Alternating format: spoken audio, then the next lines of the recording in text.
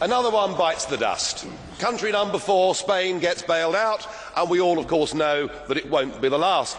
Though I wondered over the weekend whether perhaps I was missing something, because when the Spanish Prime Minister, Mr. Rajoy, got up, he said that this bailout shows what a success the Eurozone has been. And I thought, well, having listened to him over the previous couple of weeks telling us there wouldn't be a bailout, I've got the feeling after all his twists and turns he's just about the most incompetent leader in the whole of Europe. And that's saying something, because there's pretty stiff competition. Indeed, every single prediction of yours, Mr. Barroso, has been wrong. And dear old Herman Van Rompuy, well, he's done a runner, hasn't he? Because the last time he was here, he told us we'd turned the corner, that the euro crisis was over, and he hasn't bothered to come back and see us. You know, I remember being here 10 years ago and hearing the launch of the Lisbon Agenda. We were told that with the euro by 2010 we would have full employment, and indeed that Europe would be the competitive and dynamic powerhouse of the world.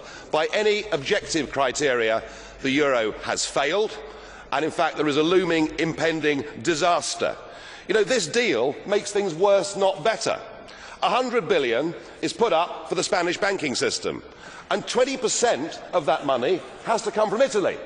And under the deal, the Italians have to lend to the Spanish banks at 3%, but to get that money, they have to borrow on the markets at 7%. It's genius, isn't it?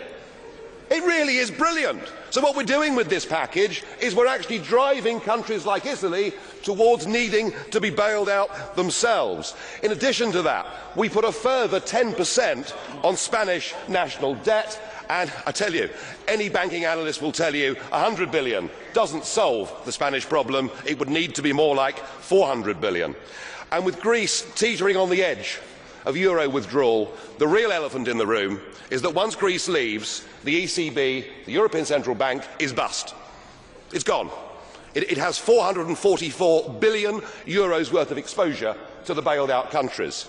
And to rectify that, you'll need to have a cash call from Ireland, Spain, Portugal, Greece and Italy. You couldn't make it up, could you? It is total and utter failure. This ship, the Euro Titanic, has now hit the iceberg, and sadly there simply aren't enough lifeboats. Thank you very much.